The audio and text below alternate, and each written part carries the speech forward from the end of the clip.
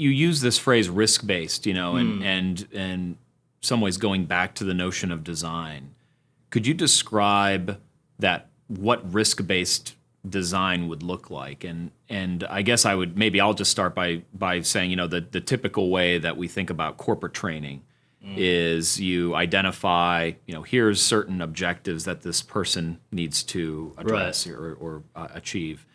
For example, they need to sell, and therefore they need sales skills. And if they need sales skills, here's the type of behaviors we want to see them exhibiting. And so we develop training in order for them to exhibit those behaviors to be able to sell. Right. This risk-based approach is a little bit different chain. I guess it still starts with objectives, but instead of talking about the performance-oriented behaviors, it might be other types of behaviors, or maybe even looking at some of the opportunities for things to go wrong as they try to achieve those objectives that would then flow the curriculum design. Right. Well, I think, sort of when we think about risk-based, it's understanding, sort of first and foremost, where are your highest risks, right? There's really this concept that the expectation isn't for, you to be able to address every single risk in the organization. The concept is that you understand those risks enough to prioritize those and to understand that, while everybody has limited resources, where do you put your efforts? Where are your biggest holes, and how do you, go about protecting yourselves, in those areas?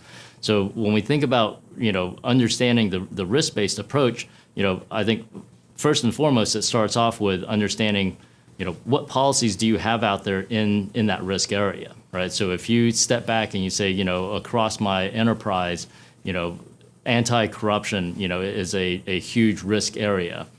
For me, or corruption is a huge risk area for me in a certain part of the geography that I operate in.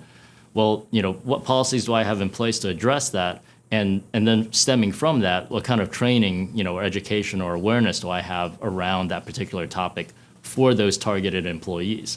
So you may, get very granular in understanding that in a particular country of operation, there may be only 30, 40 employees there. There may be, 20 subcontractors that work for you there. Right. But how do you address that particular topic for those, folks from a compliance training perspective? Right. And so I think, when we think about that risk-based strategy, you have to really cater, not only the way you do training, but the way you communicate with that group, specific to your target market.